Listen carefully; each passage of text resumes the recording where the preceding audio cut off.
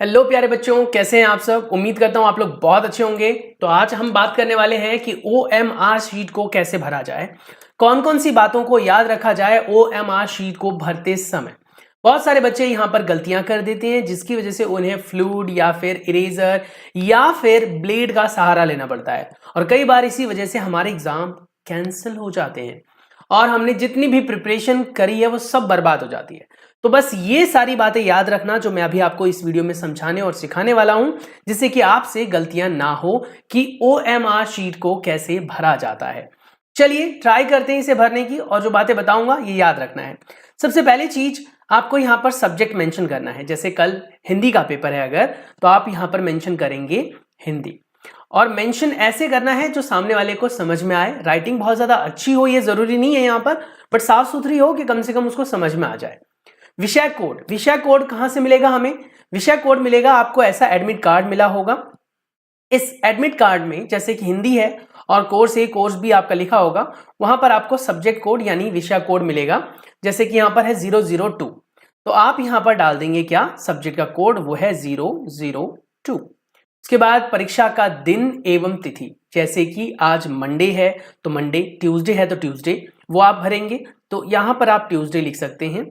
अगर आपके दिमाग में चल रहा हो कि सर हमने हिंदी मीडियम लिया हुआ है तो क्या हमें हिंदी में भरना है या इंग्लिश में भी भर सकते हैं, यहां पर हिंदी या इंग्लिश लैंग्वेज का यूज करें, वो कुछ भी कर सकते हैं आप, ठीक है। तो इसकी टेंशन ले लेने की सर मैंने हिंदी में भर दिया या इंग्लिश में भर दिया, बट हाँ ये याद रखें कि आपने पूरा हिंदी में भरना है तो पूरा हिंदी में भरे, इंग्लिश में भरना है तो पूरा इंग्लिश में भरे, ठीक है। उत्तर देने का माध्यम, यहां पर बात याद रखनी है कि अगर आपने हिंदी मीडियम को चूज किया हुआ है, जैसे हिंदी तो हिंदी मीडियम में ही होगा, ऑब्वियस सी बात है। इंग्लिश इंग्लिश मीडियम में ही होगा, ये भी ऑब्वियस सी बात है। यानी जो आपका लैंग्वेज है वो उसी लैंग्वेज में होता है।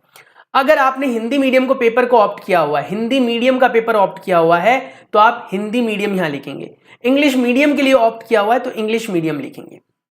उसके बाद है प्रश्न पत्र के ऊपर लिखें, देखो कोड को दर्शाएं, जो कोड आपके प्रश्न पत्र पर लिखा हुआ है। तो आपको एक क्वेश्चन पेपर मिलेगा, उस क्वेश्चन पेपर का अपना एक कोड होता है, वो कोड आपको यहां पर डालना है।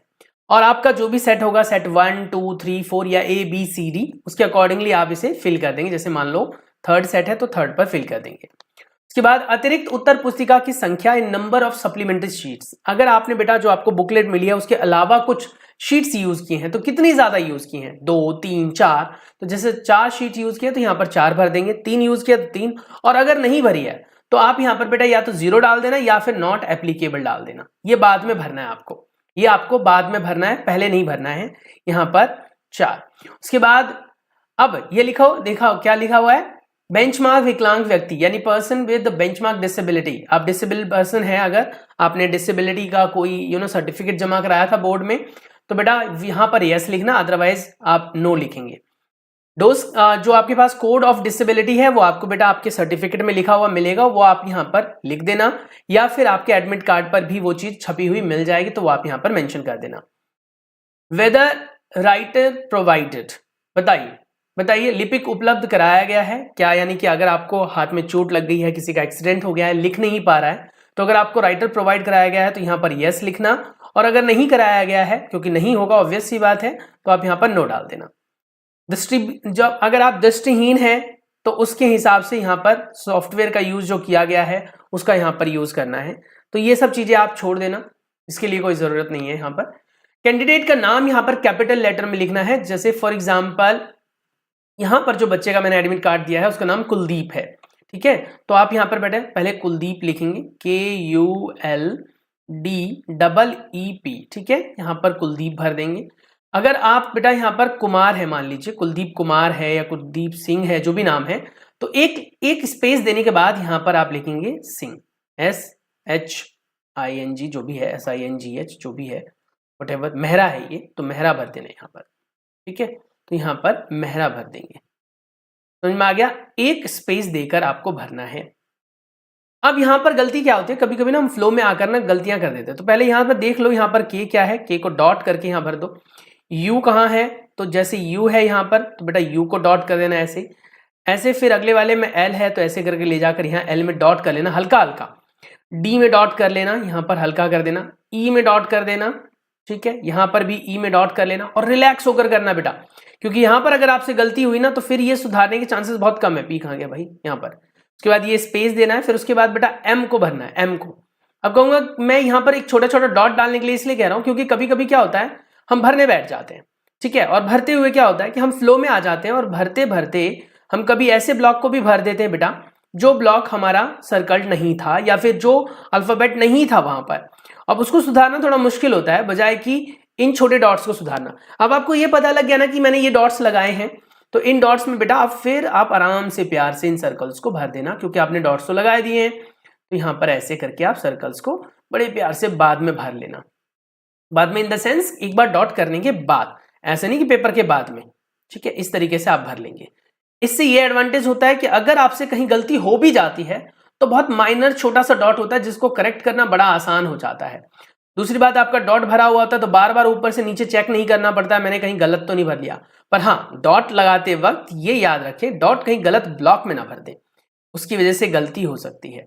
और सावधानी हटी दुर्घटना घटी, ये तो हर जगह ही काम करता है। तो इस तरीके से आप भर लेंगे। उसके बाद रोल नंबर आपको मिला होगा बेटा, जैसे कि यहाँ पर इस बच्चे के रोल नंबर की बात करें तो रोल नंबर यहाँ पर दिया हुआ है, ये रोल नंबर है 11139266, 11139266, 111 क्या था भाई, 11139266, ठीक है, 11139266। ये पुराना OMR शीट है बेटा, इसलिए इसमें नहीं फिल हो रहा है। बाकी इसी तरीके से आपको भर लेना है। इसमें भी डॉट को भरने का तरीका वही है, पहले आप इनको ऐसे ऐसे डॉट्स भर लेना। उसके बाद अगले वाले में यहाँ पर 3, यहाँ पर बेटा हमारा जो है वो 9, यहाँ पर अगले वाले में 2, यहाँ पर अगले वाले में 6 और फिर अगले वाले में 6, और उसको फिर बाद में फिल कर देना।